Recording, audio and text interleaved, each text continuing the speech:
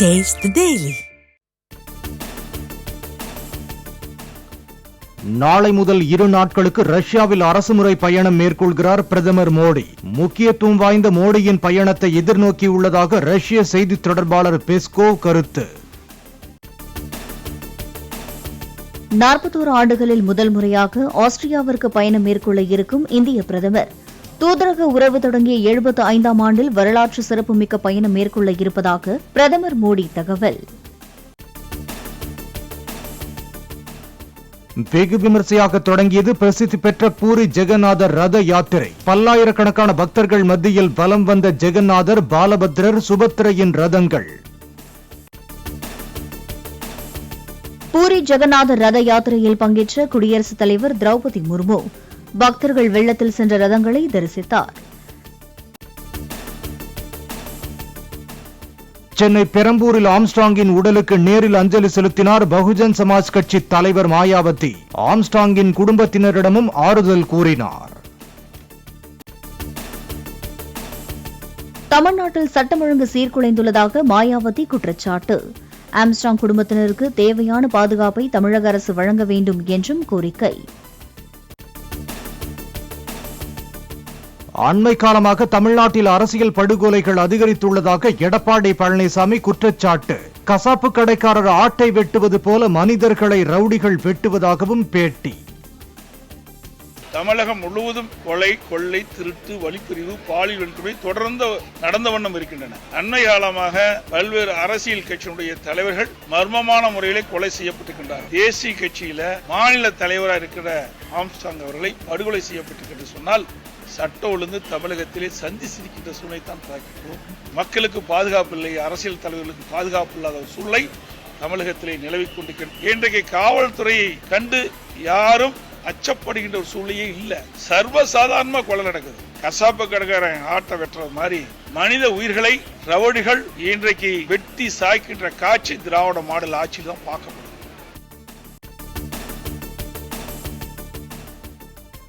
பச்சோந்தி போல அவ்வப்போது அண்ணாமலை நிறம் மாறுவதாக எடப்பாடி பழனிசாமி விமர்சனம். தாம் துரோகி அல்ல, துரோகத்தின் மொத்த உருவமே அண்ணாமலைதான் என்றும் பேட்டி. தமிழ்நாட்டில் 31 நாட்களில் 133 படுகொலைகள் நடந்திருப்பதாக நாம் தமிழர் கட்சியின் தலைமை ஒருங்கிணைப்பாளர் சீமான் பேட்டி.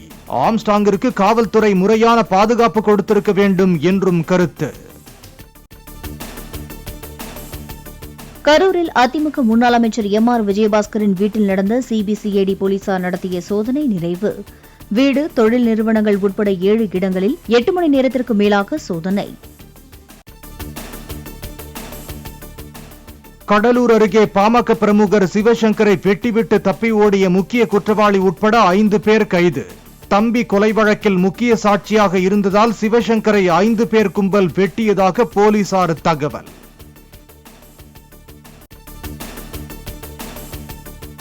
கடலூரில் பாமக நிர்வாகியை வெட்டிக் கொள்ள முயன்ற சம்பவத்திற்கு கட்சியின் நிறுவனர் ராமதாஸ் கண்டனம். அடுத்தடுத்து நடக்கும் கொலைகளும் கொலை முயற்சிகளும் தமிழகத்தில் சட்டம் ஒழுங்கு முற்றிலுமாக சீர்குலைந்து விட்டதை காட்டுவதாக விமர்சனம்.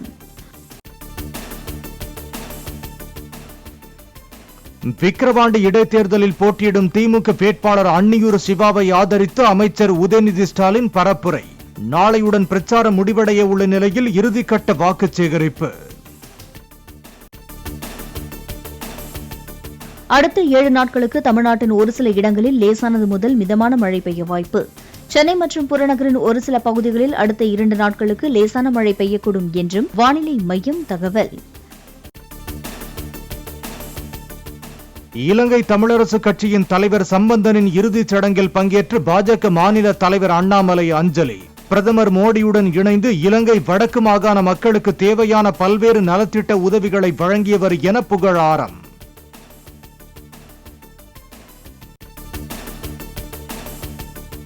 கனமழையால் சிம்லா தேசிய நெடுஞ்சாலையில் மலையிலிருந்து அருவி போல பாறைகள் கொட்டி நிலச்சரிவு. தொடரும் நிலச்சரிவுகளால் ஹிமாச்சலில் 80 சாலைகள் மூடப்பட்டு மீட்பு பணிகள் தீவிரம். ஆந்திராவும் தெலங்கானாவும் 2 கண்கள் போன்றவை என்பதால் இரண்டும் ஒரு சேர செழிக்க வேண்டும் என சந்திரபாபு நாயுடு பேச்சு. இரு மாநில அரசுகளும் வெவ்வேறு சித்தாந்தங்களை கொண்டிருந்தாலும் இலக்கு ஒன்றே என ஹைதராபாத்தில் தொண்டர்கள் மத்தியில் உரை. கர்நாடக மாநிலத்தில் பெய்து வரும் மழையால் ஜோக் அருவியில் ஆர்ப்பரித்து கொட்டும் தண்ணீர். 830 அடி உயரம் கொண்ட அருவியின் உச்சியிலிருந்து தண்ணீர் பாயும் அழகை காண குவியும் சுற்றுலா பயணிகள். செல்போன் கட்டணம் உயர்த்தப்பட்டதில் மத்திய அரசுக்கு தொடர்பு இல்லை என தொலைத்தொடர்பு துறை கருத்து. சந்தை போட்டி அடிப்படையில் ட்ராயிடம் அனுமதி பெற்று தனியார் மற்றும் BSNL நிறுவனங்கள் கட்டணத்தை நிர்ணயிப்பதாக விளக்கம்.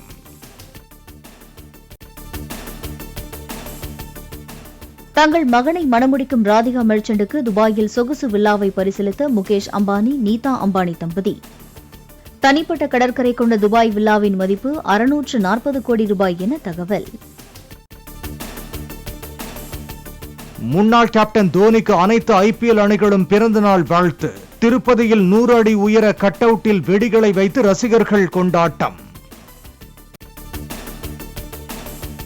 நாங்கள் இன்னும் தகுதியானவர்கள் என்று போர்ச்சுகல் கால்பந்து அணியின் கேப்டன் கிறிஸ்டியானோ ரொனால்டோ உருக்கம். யூரோ கோப்பை கால்பந்தாட்ட காலிறுதியில் தோற்று போர்ச்சுகல் அணி வெளியேறிய நிலையில் ரசிகர்களுக்கு நன்றி தெரிவித்து பதிவு. WWE மல்யுத்த போட்டியில் இருந்து அடுத்த ஆண்டு ஓய்வு பெறுவதாக ஜான் சீனா அறிவிப்பு. 16 முறை சாம்பியன் பட்டம் வென்றுள்ள ஜான் சீனா ஹாலிவுட் திரைப்படங்களிலும் நடித்துள்ளார்.